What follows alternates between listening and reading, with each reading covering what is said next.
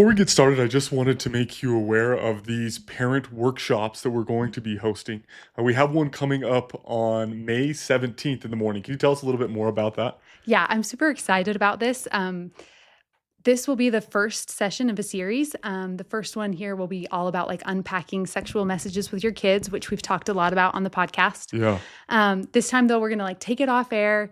It's going to be like a real hands-on collaborative experience where you can ask questions, you can practice. We'll be demonstrating these skills and using stuff that actually like connects to what matters to you in your own home. Totally. We really just want parents to leave these workshops feeling confident, like they're ready to implement these strategies right away. Yeah, I've even seen this like happen in my office a little bit where we'll like have parents here with their kids and we'll like demonstrate some skills like this. And it's amazing the amount of confidence they go away with. Yeah. Now, we understand that May is a crazy time, but like if you can come and participate in a workshop like this, it's amazing the confidence you will leave with and how teaching sex in your home will become natural. Absolutely. So if you're interested in joining us, you can find a link on the episode description that will tell you like how to sign up. And if you are interested in an online version or would like to host one of these in your own community and like gather your own friends or family, then just email us or submit some feedback on trueconnectionsrecovery.com. Yeah, on the podcast page. We're excited to have you join us. Today, we continue our conversation about one of the most important tasks we face as parents, teaching our children that sex is more than just biology. It's a powerful connector in relationships. As we emphasize the truth that sex carries deep emotional and spiritual significance, we have some incredible strategies you can bring into your home. In this episode, you'll learn how you and your partner can transform moments of touch and physical intimacy into meaningful teaching opportunities. We'll share practical tips for verbalizing your own expressions of intimacy, as well as talking through examples that show up in daily life and media. As your confidence grows, so will your ability to help your kids understand the true value of sex and intimate relationships. If you're a parent who feels nervous about teaching these principles and you're seeking to shape a more godly view of sex, this episode is full of game-changing insights. We're excited to help you move from uncertainty to confidence in this crucial part of parenting. Get ready for an honest, compassionate, and refreshingly constructive conversation about one of the most powerful ways we can pursue godly sexuality in our homes. Welcome to Fostering Godlike Sexuality at Home. Our goal here is to empower parents to teach their children to see sex in a godlike way. My name is Brigham Elton. I'm a pornography and sexual addiction counselor who've helped thousands of people overcome even the appeal of pornography. And I'm hoping to get out in front of this and try to help parents to set up their homes to chase godlike sexuality from the beginning. My name's Andrea, a mother of 4, and I'm learning alongside all you listeners and excited to have these discussions. Thanks for joining us.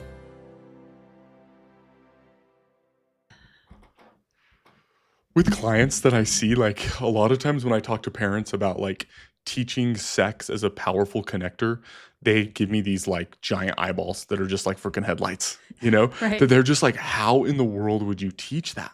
Yeah. Like, are you just going to like, it's so hard to explain emotion and how emotion is a part of sex and then how relationships shift and like all of that nuance is so difficult.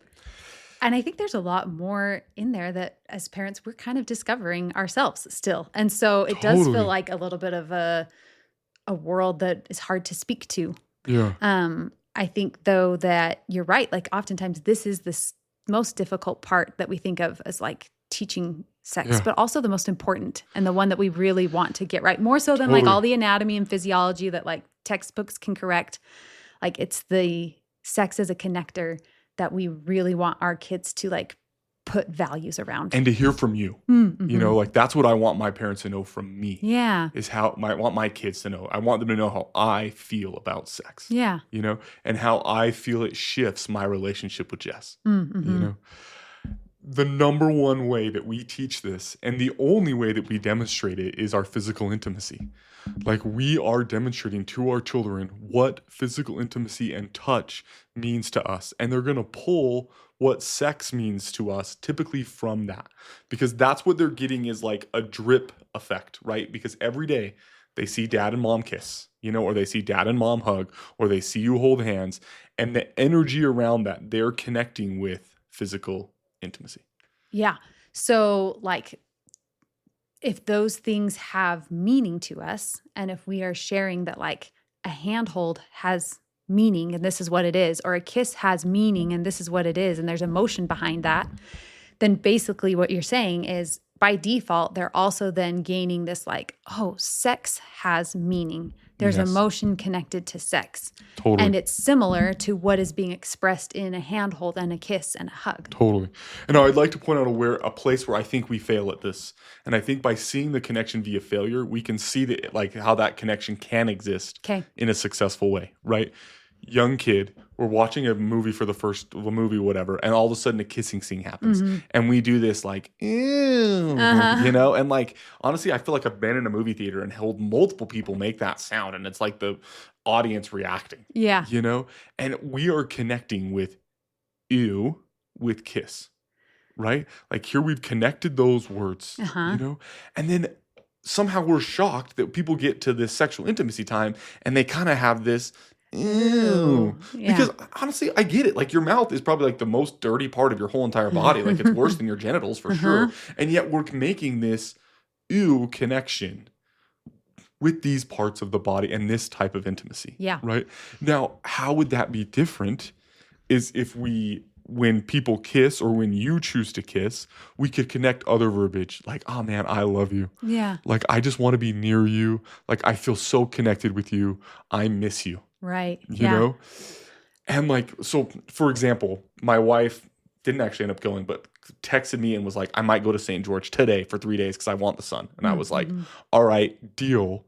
Please come and kiss me first. You know? And my daughters are all there on the FaceTime. Yeah. You know? And like, that's a moment where we're talking about that, like, that is a part of our connection. Yeah. You know? And that means something to us that my wife is going to drive an extra 30 minutes to see me for 30 seconds to give me a kiss. Right. You know?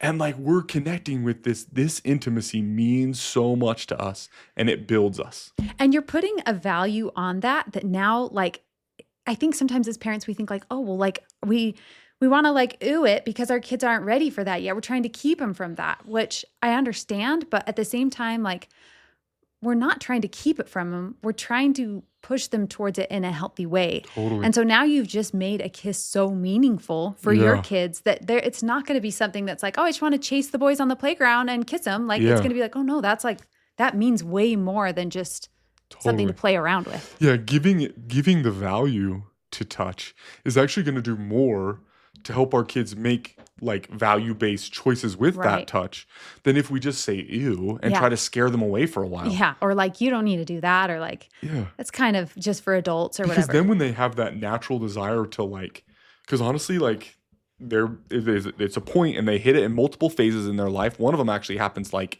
7 to 10, and then there's usually a little break, and then it comes back where a kiss is like draws them in, you know, because they feel the emotional power there in a movie, especially, you know, and then they're like, ooh. And if they're getting this like, oh no, scary run away from your parents, and then they're getting this ooh by media and their bodies, that's probably going to win. Yeah. You know? But then there's going to be this kind disconnect. There's going to be a disconnect because there's going to be a little bit like shame, but like, oh, I'm not supposed to want that. I want it. But I do. And now is something wrong with me, right? Which is a very dangerous pattern. Yeah. Can I ask another question on this? Yeah. Like another emotion I think that gets connected is like embarrassment. Yeah. That like, oh, like all the spotlights on them and like, oh, you like someone, or ooh, they're kissing. And we make it kind of this, even if it's not an ooh, what is that? It's kind of like everyone look.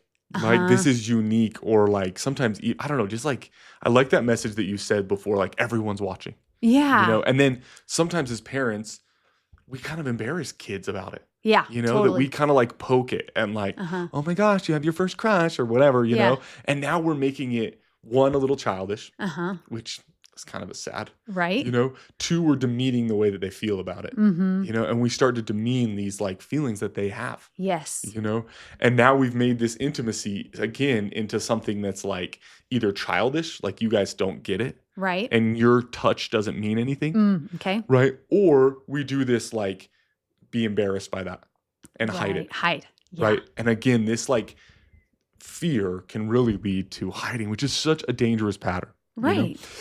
And so to combat that, our goal today is to try to help parents verbalize physical intimacy, right? Yeah. And like the goal is to like learn phrases you can say with certain intimacies and then what situations you can use them in. For example, right? Like I was sitting one time talking with a kid about what does a hug mean to him, and we talked about it forever. And like, he's like, you know what? Sometimes I think about like, what does a hug mean to God? And I was like, what a great question. Yeah. Like, please answer it. Let's both sit here for 30 seconds and then let's answer it. Cool. And then he said, it's like a 17-year-old kid was just like, he's like, I'm with you. Like, I think what God is saying if he gave me a hug would be like, I'm with you. I feel your pains. I feel your happiness. What you feel, I feel. That And is I was so just like, cool. awesome. And honestly, the next day I went home and I like, when I gave my wife a hug, my brain went to like not what I was going to do later or like that I've got to freaking fix the sprinkler because it's spring. Yeah. My brain went to like, I'm with you. Oh, cool. Right. And that made it easier for me to start saying that. Right. Yeah. And so now I'll give my daughter a hug and her ear is right next to me and I'll just be like, I'm with you. And I'm starting to put verbiage and a feeling with this intimacy.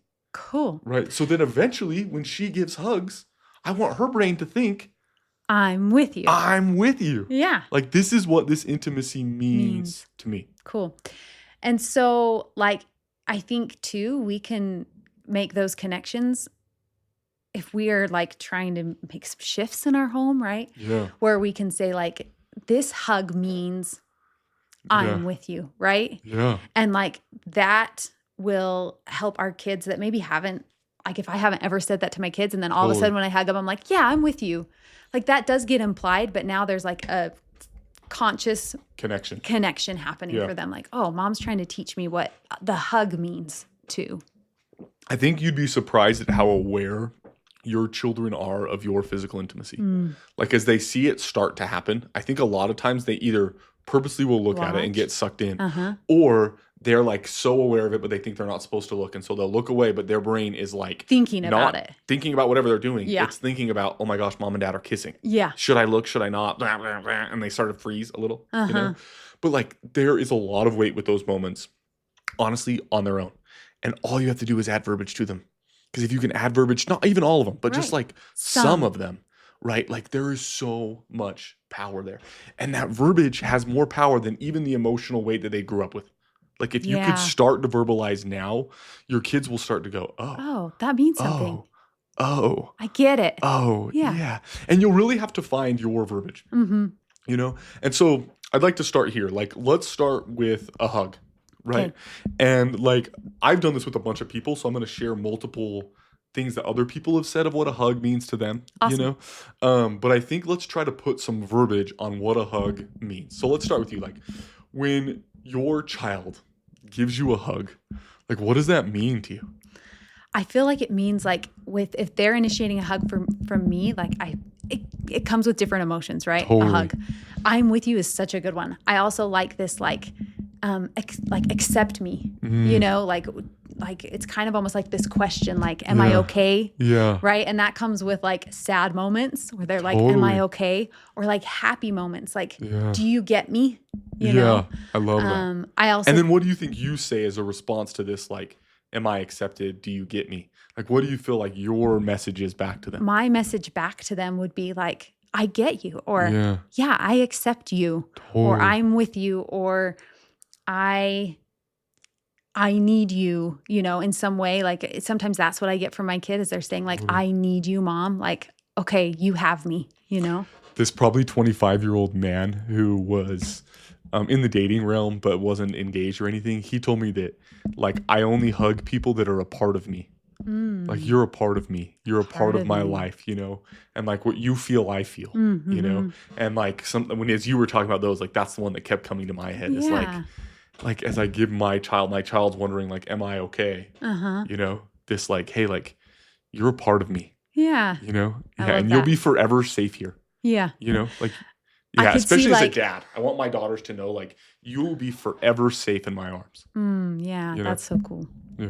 I think too, like for our kids, hug's going to be like within friendships, right? It can Yeah. be like a, hey, we're friends. Like Totally. or a side hug could be like a thank you or a Totally. hey or a goodbye, like an acknowledgement of them as a person, Yeah. a friend.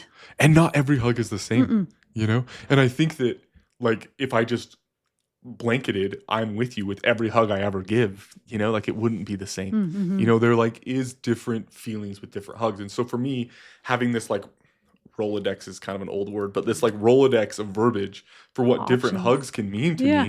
me, like I think that really So for matters. parents, like we can maybe over the next little while, right, be paying attention to like, how am I hugging this person? Why am I hugging this person? Is this an obligation? Am I Yeah. choosing it? What's the emotion behind this? Totally. How's this different than when I hug my spouse or when I hug my child or, Yeah. some things like that. And it'll spur those verbiages that we Yes. want to link. Totally. Cool. And sometimes the struggle to verbalize it is just as powerful. Like to even say to like your daughter or whatever, like here's a mom talking to a kid and it's just like, I love hugging your dad because it's just so like, and like no words. That's came okay. there, Yeah. but it was totally communicated. Yeah. And like I think saying that matters. Mhm. Especially at like this. There's this like prepubescent investment in intimacy, like physical intimacy, that for girls happens a little earlier, but it mainly is it's a female pattern more than it's a male pattern. But this like some kids hit it earlier, but like I would say 7 on the early end to like 12. There's this like real curiosity about physical intimacy. Okay. And like I watched this with my daughter that like I'll give my wife a hug, and then after that, my daughter is watching my wife, Jessica, to see like what did that mean? How did she receive And like that? Yeah. sometimes Jess is like, you'll leave, like you'll give me a hug and you'll kiss her and you'll go to work. And then Charlotte's like looking at me and I have an opportunity right then to tie something to that touch. Oh, cool. Yeah. And like and that can even be kind of in a long form at that phase. That phase for boys doesn't typically come till a little bit later and they'll pretend like they're not paying attention. Yeah. Like this comes like, honestly, it comes randomly between the ages of like 13 and 15 and then kind of heavier around 15, 16, where like they're paying attention to touch and what does that mean to my mom and to my dad, Yeah. And so like there's an excellent opportunity right after it happens to say something about it. to tie it to it. Yeah. I mean, I think you're right that they are paying attention more than we realize and that they're comparing it to how it's been in the past and they'll compare it to what it looks like in the future. We had like a couple weeks ago, my 10-year-old, my husband and I were kissing and he goes, you guys have been doing that a lot lately, and it was like he had noticed our frequency of like pausing and kissing each other and like just spending physical, intimate time out of like a routine moment, like that had increased for a period of time. Totally. Yeah. And kids are biologically built to check on that because like that is an evidence that like I'm safe in my home. Yeah. That like this relationship is secure. Yep. So then my home life is my secure. home life is secure. Yeah. Yeah. And so like your kids are watching that. They really are, and like there's been more, like every study that comes out is like celebrating physical intimacy in the home. Yeah. Like the more, the better. Yeah. Like it really does help families feel so much better. Yeah. Safe and whole. Yeah. Okay. So that's some great verbiage for hug. I like that. I'm with you. Like, I need you. I'm here for you. I'm like, you're part of me. Yeah. I accept you. Sometimes it's just like, we're friends. Sometimes it's thank you. Sometimes it's like, I'll miss you. Yeah. Or like, I'm so happy to see you. But there is a lot of verbiage that can be used with different levels of hugs. Yeah. Right. And I think it's similar with kissing. So let's try to come up with some verbiage that parents could use to describe what a kiss means to them. Yeah. Right. Do you have any like things that come to mind? Things that come to my mind initially are like a kiss is typically even more reserved, right? Yeah. It's not going to be shared really with friends. I mean, I guess there's some cultures where they are a little bit more like kiss to say hello and goodbye, right? Totally. But like our typical Utah culture, less of that. Less of that. Yeah. So I think one that would fit that is like you're special to me, like you're important to me. Yeah. Our relationship is different than my relationship with anybody else. Yeah. My connection to you is unique. Yeah. Yeah. Like this is only us. Yeah, only us. Uh-huh. Yeah. Yeah. I like that. And honestly, that commitment does give it meaning, Mm-hmm. And like, again, when we kind of jump back to like using values to like try to teach kids what health behaviors are healthy, like you just taught that behavior, Yeah. by saying that like, this is an only us thing, Mm-hmm. and now this commitment is connected to the value of a kiss, Right.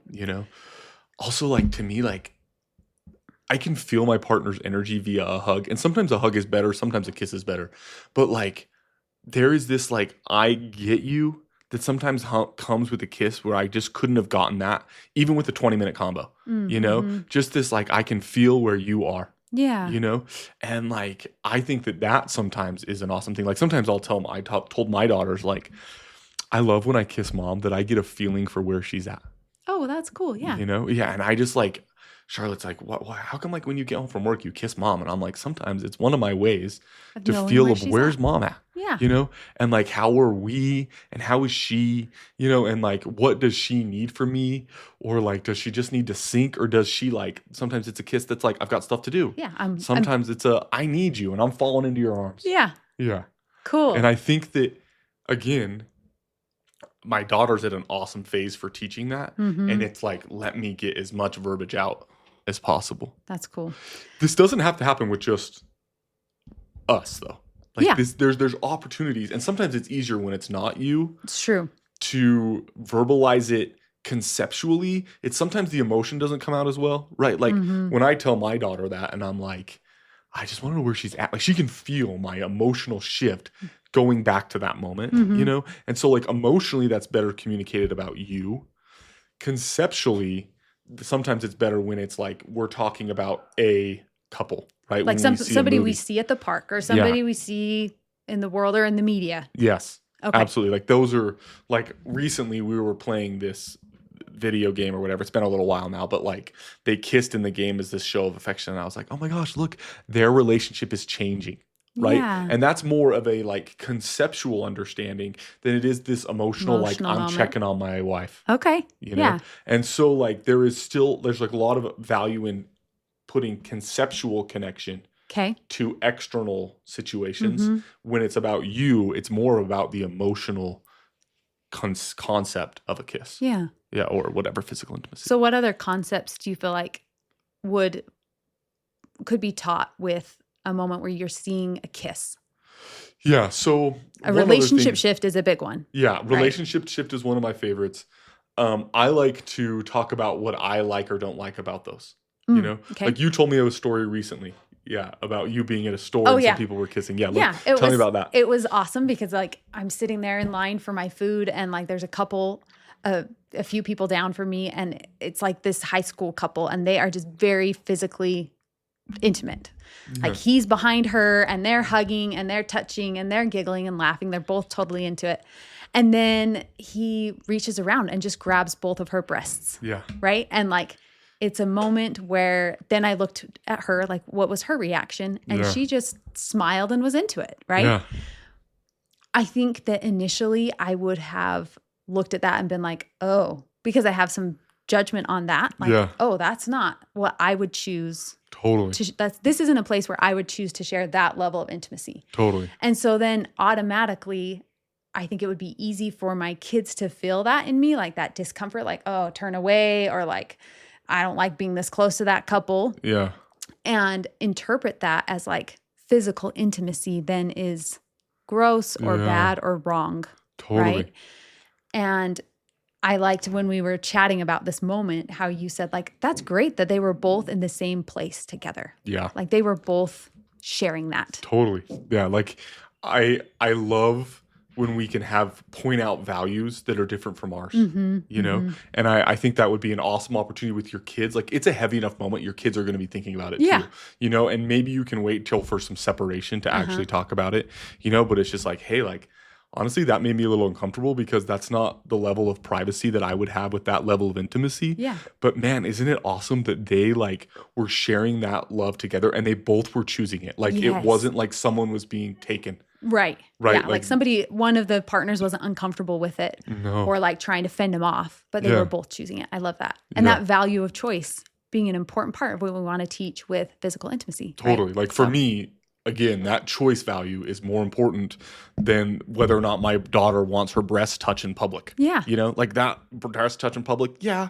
Doesn't, like, honestly, saying that phrase about my daughter, I don't love it. Right. You know, but like but my daughter, I'm way more don't like my daughter being touched in a way that she's not choosing. Yeah. Like that's a way bigger deal. Yeah. You know, and so I think that we want to support our children as choosers. And then also inform our children on our values. Our values, yeah. Yeah. So that then and they that's can a very form theirs. conceptual thing, right? There is some emotional discomfort that the child will be feeling off of you, you know? But it is, a lot of that is conceptual. Like, this is someone's values. It's important that they chose. This is my parents' values, right? And they're kind of looking at those three different lenses of this one moment. Cool. Yeah. I love that. Let's hit a couple other places where we could practice like verbalizing what something means. Okay. You know, I think another option, one that happens pretty often, is like sitting close to your partner, right? Like, families are sitting together. It's dinner or it's family whatever time, or they're or at church on the bench, right? Yeah, right. And like, I think this is an awesome time to be like, hey, because sometimes you have to ask a child to move. Like, hey, I'd like to sit next to mom. Why? Like, I think verbalizing why there really matters, right? When I think about that moment, like one of those things about why I want to sit next to mom is just like, look, like we're partners. And like you guys are awesome evidences of our love, you know? Yeah. Or like, I just want to be next to her, you know? Like, I just need to feel her love, you know? Like sometimes it's like, I need her support. Like I feel so drained, and like just being near her gives me a little bit of gas. Yeah. You know? And I think those are excellent ways to verbalize that. What's some ways that you maybe could verbalize, like trying to sit next to your partner at church or something? I usually do express it with like I want to sit by dad, right? And like that there's desire in our relationship. And that has emotion with it on its own. Yeah, it does. That like we aren't just stuck together because we got married 20 years ago, but like I actually want to be by him. Totally. I think there's a feeling of like, I think another thing I'd want to express is like, I feel safe by dad, you know? Yeah, that's I such feel an important cared word. for. Yeah. I love that safe word. It's a very important, and like, I think sometimes we think physical intimacy about get a high, you know? And physical intimacy is so often about like, I feel safe, comfortable, and honestly a little more capable. Yeah. Next to my partner. Yeah, true. Yeah. Okay, so I also think it's important to recognize that like we are sending different messages when we are asking for physical intimacy versus when we are giving it or offering it. Totally. And speaking to that is helpful and kind of trying to strike some sort of balance of how we want that to look in a partnership. Totally. And I think even with our own kids, right? Like these hand holding, sitting close, hugs and kisses with our own kids. We talked a little bit about that with the hug, but like just last night, my daughter, who's 14, before she went to bed was like, I want a hug and a kiss. And when she came towards me, I actually didn't know, like, is she wanting a kiss from me or is she going to give me a kiss? Yeah. It was a little bit like unsure. And I like wasn't a normal pattern, you know? Yeah. But she just came and she like gave me a big hug and then a kiss on the cheek and like went to bed. And I was like, oh, okay. She was trying to tell me, I felt like she was telling me, I love you and thank you. Thanks, Mom, for what you do for me, kind of a thing. Yeah. And honestly, like, even as a revisit, you know, because sometimes we've talked about like the pass by revisit 24 hours later can help us to sink that in. Oh, I love that. Just a little pass by of like, hey, that hug last night, I felt so loved. Yeah. Boom, gone. And like, done. Cool. You know, or even I really enjoyed that hug. Like sometimes like to tell them I've been thinking about this also is like a really powerful way. Because sometimes in those moments you're a little bit just like, you're in it. Yeah. You know, and like you hope that they feel the emotion of it, but like not always. And that's okay. Yeah. You know, but there's power in the revisit. Yeah, the follow-up and that I've been thinking about this and that your physical intimacy choices matter to me. Yeah. And they'll matter to you and your partnership someday. Totally. And they reaffirm our love. Like they reconnect and reaffirm our love. I love that. So are there any other like things that you like to speak to differently between asking for a physical Yeah. moment or giving it? So I'm a very momentum human, and I get working on something, and it's like if I get my momentum thrown off, I really hate it. I struggle with it, and I want to be better at it, but I struggle with it. And so like if my kids or partner tries to come and touch me as I'm trying to do my thing, I like react with this invasion. Like I feel Oh, invaded, like wait, don't kind of Yeah, moment. right. And I hate that about myself is honestly the truth. But Okay. like it is a true pattern of me. And so because I'm like, I'm so sorry. I just felt interrupted. But like I really am so grateful. And so like that for me is an important, like when I receive that I want to verbalize like that my interruption is separate from this intimacy. That like you're You know? actually grateful for it, even if you Yeah. initially like kind of react with, wait, I'm not ready. Yeah. Yeah, totally. And like as my kids are learning consent, my Mm-hmm. daughters are not good at like giving me space to Mm-hmm. engage with them. Just like all of a sudden they're hanging on me Yeah. and they're just like, "Well, I wanted a hug." And it's like, "Okay, I really want to hug you Yeah. too, but it's hard for me to give you a hug if you're just draped on You my just leg." jump on. Yeah. Yeah. Like then I didn't get to give it. You just took it. Yeah. And so like one thing I like to do there is try to teach consent because my daughters are learning how to get physical intimacy consent at that young age, right? Yeah, So like that your younger daughter's like age. hanging on your leg. Would that be a moment then you look down and you're like, it looks like you're asking for a hug. Yeah, yeah. Sometimes I'll look down and I'll kind of give them the eyeballs, like, "What are you asking?" Like this, the look of like, "What do you want?" And Mm. my daughters will be like, "I want a hug." And I'm like, "Okay, awesome. I'm so glad you told me. Mm. Next time, try telling me and then touching me." Mm. Because I Mhm. think they feel me reacting with like a "What's on me?" Yeah. Does that make sense? Yeah.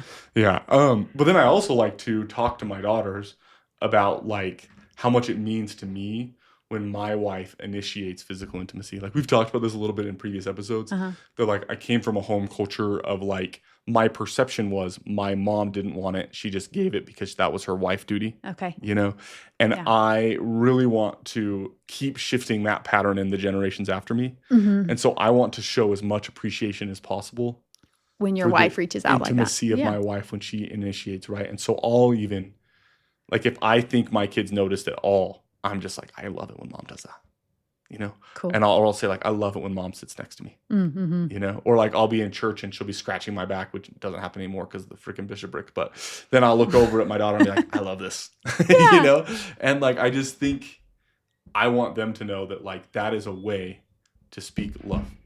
Cool. I'd like to make a little bit of a transfer here, and I would like to transfer to a little more sexually charged moments, right? Yeah. Like whether this is like a little like booty tap or Uh-huh. whatever, or like a locked door, but like what are some ways that we can verbalize those moments so that our child sees them as acts of love, not as like use a body, Mm-hmm. right? Because I think as teenagers, especially, I think that they see that as demeaning in their culture, right? Okay. Like, especially let's talk about like the booty slap or whatever, Yeah. like it becomes this like either like, oh my gosh, that girl's hot. And it's like they kind of feel this attention from it. And then sometimes that attention is not the best attention, or a lot of times they'll come into this like, oh, that's demeaning. Yeah. And then, oh, my dad's doing that to my mom. Oh, is that demeaning to them too? Would you say those are kind of like two things on a spectrum, like two opposite kind of Yes. sides of the spectrum, right? Yeah, kids go to one of those two typically. Okay. Either that's like, oh, wow, that's demeaning, or it's like, I want that attention. Yeah. Does that make sense? Yeah. And sometimes that attention isn't always the best attention, Right. right? It's like this, like, it's attention for my body, which it's good to have some attention for your body. Yeah. It's just when it's only body, Right. that's a little bit of It's a danger only zone. about her body is Yeah. kind of the thing. Totally. there. And it's about someone else. It's not about an us. It's about whatever. Yeah. No, not every family is this a touch that exists in their partnership. Sure. Right. But like in my partnership, it does exist. Yeah. And so it's one in particular that I really want to attach verbiage to. Okay. Like I want to know that like when we do that, that is an I'm into you. I really appreciate your body. I Uh-huh. like you. And this is a unique thing about us. Yeah. And like sometimes it's a little bit of a good job, whatever too. Yeah. You There's know? a flirt to it. There's a flirt to it, but I really want to attach a verbiage to it because I know that I'm competing with other messages about Sure. that type of touch. Sure. And so I think when you hit some of these sexual ones, you're competing with other things. Yeah. And so I think it's a more important place to attach that verbiage. not just for your children. Like that really helps my wife. Like my wife was like, yeah, I kind of put up with it. you know? And I Okay. didn't know that, but like, that's where she was I at. see what you're saying. So you're saying we're not just speaking this verbiage so our kids understand what we're communicating. We're speaking Yes. it so our partner understands too. Yeah. Yeah. Okay. Cause like, honestly, the way she on that balance was this like, oh, that's kind of demeaning. Yeah. Like that's where she was at on a booty tap Totally. balance, you know? Yeah. And so like, um, So when you had this realization, like, oh, like my wife isn't receiving this the way that I'm intending it, yeah. how did you speak to this moment? Yeah. I like, honestly, like I stopped doing it for a little bit. Okay. And then I like went and told her like, hey, like, I just want you to know like what this means to me. Mm-hmm. You know, this is this like this flirty, I'm into you. I'm thinking about you. I'm thinking about our sexual connection. I'm thinking about how unique we are. You know, this is a touch I would never do to another human. Right. You know, and it's not, I don't want you to feel like I'm getting a high off of your body. Okay. You know, this is like I'm getting a high off of us Yeah. and partially our sexual connection. Yeah. You know, and I'm Which thinking includes of you your body. in that Yeah. way. Yeah. Right. And like when she was like, honestly, I watched her like shed a little bit of pressure. Yeah. You know? For sure. And then I slowly brought that back with a lot of verbiage. Like, Okay. and this was like, my kids weren't old enough to really get it yet, you know? But I brought it back and I would just like, and I would say, thinking of you, think with it, right? And it wasn't this like, hey, get out of here, Yeah. whatever. Yeah. You know? It almost kind of seems like this, like, you've got my attention. I'm trying to get your attention now. Yeah. You know? Totally. Yeah. And like, and I really wanted to make an effort to tell her what that meant to me. Cool. Right. By action too. And like, that's the same with my kids, especially like, that's going to become a bigger deal when my kids hit that phase of like, honestly, a lot of times it starts in middle school where like some guys think they're cool and they'll like butt slap the girls, Yeah. you know? And like in that moment, I want them to know how unique this is to me and what it means to me, Yeah. you know? And so that they can compare, that they can see a distinction between my values and theirs. Totally. Right. And again, like in these more sexual moments, Yeah. I think that's a little heavier. I think so too. Yeah. And I think it's important that we, like you said, clear that up with our spouse because we want to be speaking like a similar value system to our kids, right? Totally. Like we want to be showing that we're in line, you know? And I never want my child to associate discomfort with our physical intimacy. Yeah. Yeah. You know, where like, oh, like we talked about with this couple that were like, where he was grabbing her breasts in public, you know? Right. Like I would never want my child to get the like, oh, feeling dad did from that my for my wife. mom. Yeah. Yeah. Yeah. Can you talk a little bit about to like the locked door, right? Like Sure. you have teenage kids, you and your partner can be being intimate and like you'll hear their door jiggle, you know? Like how can you attach verbiage to that moment? Yeah, that one is like, that was hard for me to figure out because like I definitely came from this perspective of like, I don't want my kid to know I'm having sex right now. Like I want him to know I like it and that that we enjoy it and that we do have sex, but I don't want him thinking about it or realizing that like now's the moment, right? Yeah. Because then we kind of connect it with picturing it. Yeah. Yeah. Which is sad, but also just, I think a really